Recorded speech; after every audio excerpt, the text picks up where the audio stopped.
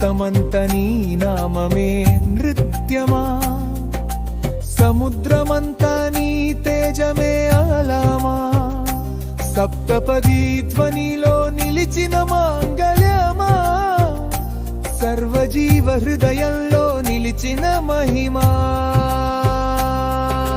హర హర శంకర జయ జయ శంకర, హర హర శంకర జయ జయ శంకర. భక్తుని పిలుపుకు వెంటనే చేరువై బంధములు చెరిపే భవభయహరుడా, కరుణా తారకమై కన్నులలో నిల్చి కష్టములన్నింటినీ కరగజేసే ప్రభు.